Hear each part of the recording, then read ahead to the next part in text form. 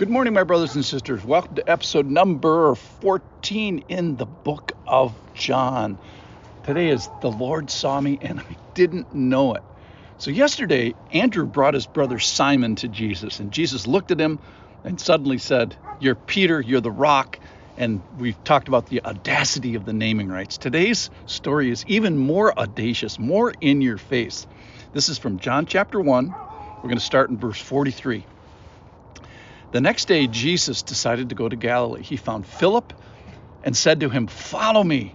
Now, Philip was from Bethsaida and the city of Andrew and Peter. Philip found Nathanael and said to him, "We have found him of whom Moses said in the law and also in the prophets wrote, Jesus of Nazareth, the son of Joseph." And Nathanael, our star for today, said to him, "Can anything good come out of Nazareth?" Philip said, "Come and see." All right, so that's kind of the setup for the story today. So Philip gets the call to follow Jesus, and in explaining it to Nathanael, he goes all Old Testament. He refers to basically the whole Old Testament Bible by saying this is Moses and the law and the prophets, kind of a term for the Old Testament. So he's saying this is the guy that the Old Testament has been pointing to, Jesus, the son of Joseph. He kind of tells him where this guy came from. So then the story gets more interesting in verse 47. This is where Nathanael story. Verse 47, Jesus saw Nathanael coming toward him and said of him, "Behold, an Israelite indeed, in whom there is no deceit." And Nathanael said to him, "How do you know me?" Jesus answered him, "Before Philip called you," and he gives his divine vision here now, "when you were under the fig tree, I saw you." Nathanael answered him, "Rabbi, you are the Son of God, you are the King of Israel." He makes this incredible profession of faith.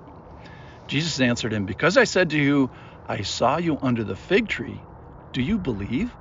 You will see greater things than these." And he said to him, "Truly, truly, you will see heaven opened and the angels of God ascending and descending on the Son of Man."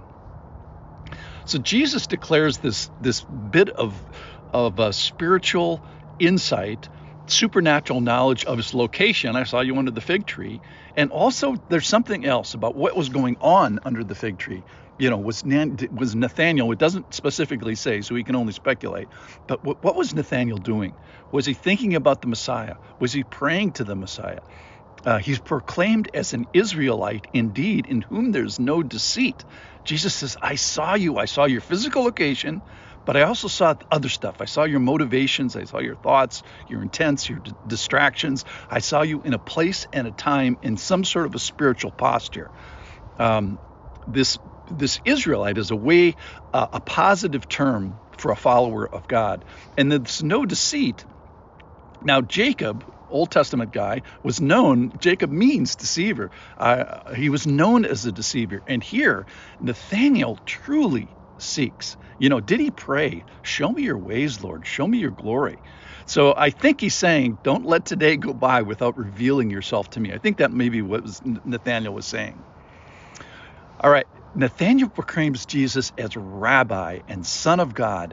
Now, Psalm 2 designates the Christ as Messiah, as Anointed One, as Son. So these are all synonymous terms: Christ, Messiah, Anointed One, and today now, Son.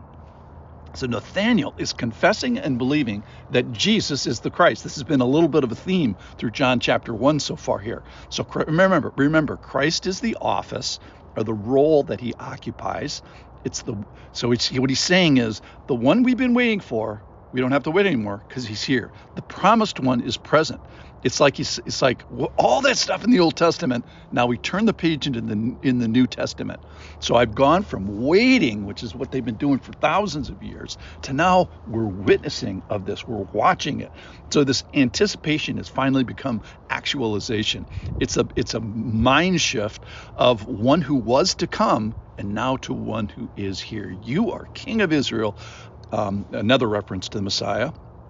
And it's this great confession of faith and truth and insight. So Nathanael, he really gets religion here. He confesses Jesus as the rightful king, as the divine Messiah.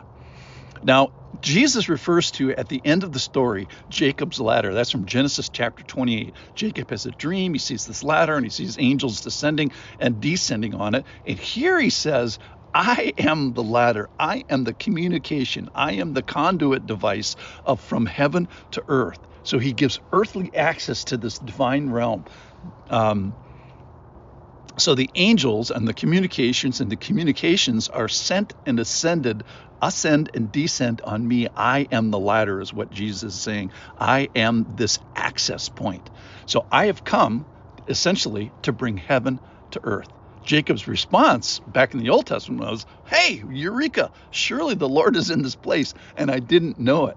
Now, Jacob and Nathaniel, similarly, I think are saying the same thing. Like, oh my goodness, the Lord is here. The Lord is active.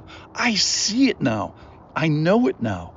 And the response is, woe is me. How is it that you desire these relationships with us humans, and specifically with this particular human?